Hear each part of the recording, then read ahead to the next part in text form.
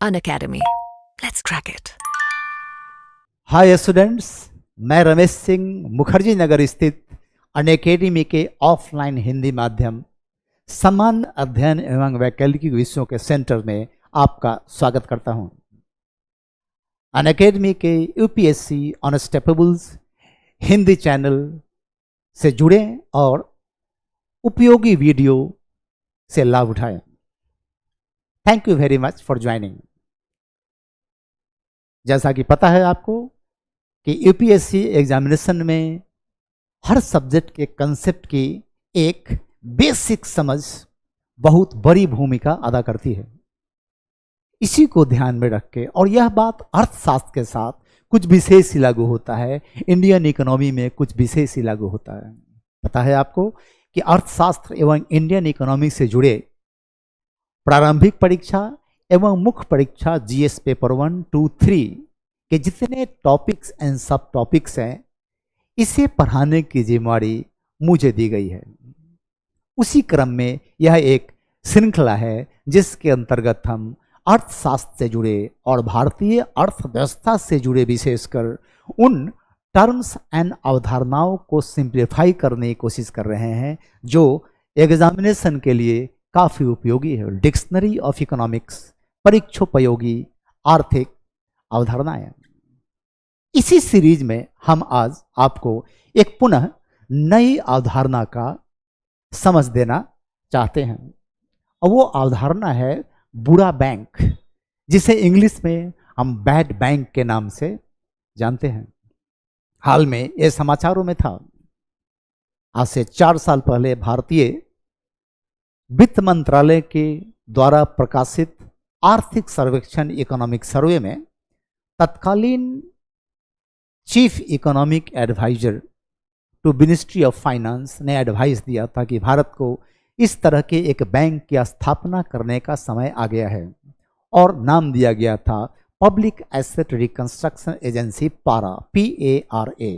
उसी से जुड़ा हुआ, और तब से ही यह न्यूज में बना रहा है। पता है आपको कि कुछ दिन पहले भारत सरकार द्वारा NARCL, national asset reconstruction company limited की स्थापना की गई, जिसके बारे में मीडिया में ये चर्चा होता रहा कि ये वास्तव में बैड बैंक है। ये गलत बात है, ये बैड बैंक नहीं है। सबसे पहली बात, चूंकि वित्त मंत्रालय ने इसे कैटेगरिकली रिजेक्ट किया था कि यह बैड बैंक नहीं है। खैर, हम इसके बारे में विशेष आगे जानेंगे। फिलहाल देखें कि ये बुरा बैंक है क्या। बैंक जो बुरे ऋणों की खरीद करता है। हमने अपने पिछली वीडियो में कुछ दिन पहले आपको बताया था कि बैड डेट क्या है, बुरा ऋण क्या है। वह ऋण जिसका वसूली रुक गया हुआ है। बैंक और वित्तीय संस्थान वैसे ऋणों को बुरे ऋण भारत में नॉन परफॉर्मिंग एसेट्स NPAs के नाम से पुकारते हैं। उन ऋणों की जो बैंक खरीद करता है, उस बैंक को हम बुरा बैंक कहते हैं। समझ में आ गया? किसी बैंक के पास, उदाहरण के तौर पे पंजाब नेशनल बैंक के पास सपोज करिए कि RS 50,000 करोड़ का लोन है जो बैड डेट हो गया है। एक बैंक है जो कि बैड बैंक की तरह काम करता है। उसने क्या किया कि इस एसेट को खरीद लिया ₹3000 करोड़ में। अब पंजाब नेशनल बैंक को 47,000 करोड़ रुपए का घाटा हुआ, लेकिन बुरा बैंक को अगर वह इस ऋण की राशि को वसूल लेता है पूरा का पूरा, तो उसको 47,000 करोड़ रुपए का लाभ होगा। ये बार्गेनिंग होती है टेबल टॉक में। PNB कहता है हमको इसके बदले इतना दे दीजिए, और बुरा बैंक जो खरीदने जा रहा है इसे, बैड बैंक जो इसे खरीदेगा, वो बोलता है इतना नहीं, हम इतना देना चाहते हैं। एक बार्गेनिंग होती है, मोल तोल के तरीके से, तरकीब से। जो बैंक अपना बुरा ऋण बेच रहा है और बुरा ऋण खरीदने वाला बुरा बैंक जो बैड बैंक है, इसके बीच में तोल मोल होता है, बार्गेनिंग होती है, और फाइनली सपोज करार हो गया कि ठीक है 3,000 करोड़ रुपए हम दे देते हैं। इस ऋण से जुड़ी जितने एसेट्स हैं, कोलैटरल हैं, समवर्ती हैं, Punjab national bank bad bank को ट्रांसफर कर देगा पेपर के साथ। अब यह बुरे बैंक की जिम्मेवारी है कि इसकी वसूल वह कैसे करता है।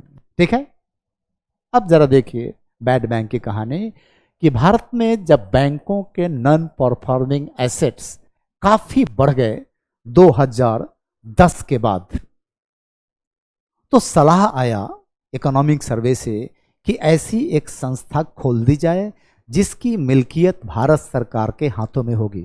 अब आपको समझना है कि बैड बैंक क्या करता है। बैड बैंक का अमेरिका, साउथ ईस्ट एशिया का जो उदाहरण है, वहां बैड बैंक वहां की सरकारों ने खोला था और सरकार ने बैंकों के वैसे ऋण जो बूढ़े हो चुके थे उसको खरीद लिया था और उसकी वसूली की कोशिश नहीं की गई। वसूली की कोशिश नहीं की गई मतलब कि जनता के पैसे से बैंकों को उनके ऋणों के बदले पूरा का पूरा पैसा दे दिया गया और सरकार ने उस घाटे का वहन कर लिया।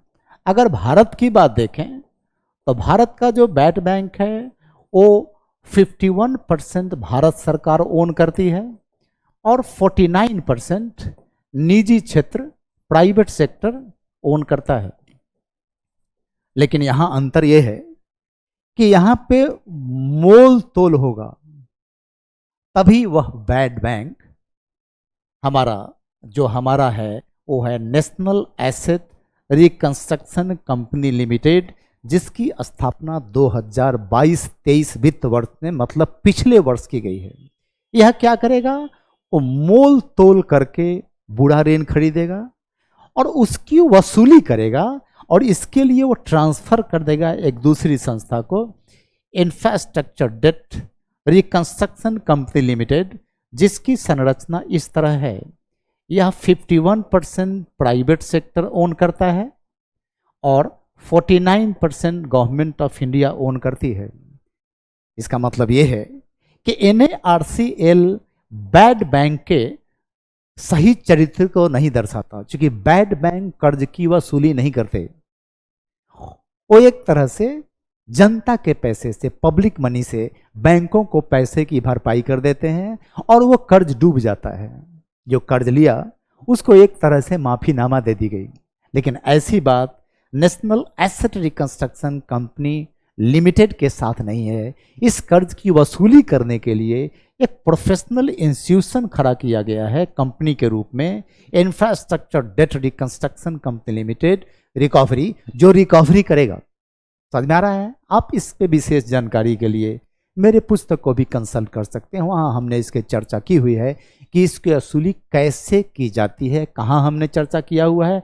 हमने चर्चा किया हुआ है बैंकिंग शीर्षक चैप्टर में, आप देख सकते हैं। ठीक है, मतलब कि बैड बैंक बैड डेट से जुड़ा हुआ एक संस्था है जो बुरे ऋणों की वसूली करता है उन्हें खरीद कर, या बुरे ऋणों को माफ कर देता है। भारत के प्रोजेक्ट में हम बैड बैंक नहीं कहते NARCL को, क्योंकि वित्त मंत्रालय ने इससे खारिज कर दिया था जब मीडिया में ऐसा समाचार आना शुरू हो गया कि यह एक बैड बैंक है। तो यह बैड बैंक नहीं है। आई होप कि आपको इस कंसेप्ट के बारे में एक स्पष्ट जानकारी मिली होगी, जिसका इस्तेमाल आप प्रारंभिक, मुख्य परीक्षा एवं इंटरव्यू में सही मायनों में इस्तेमाल कर पाएंगे। Thank you for watching the video. मिलते हैं अपने अगली वीडियो में एक नई अवधारणा के साथ।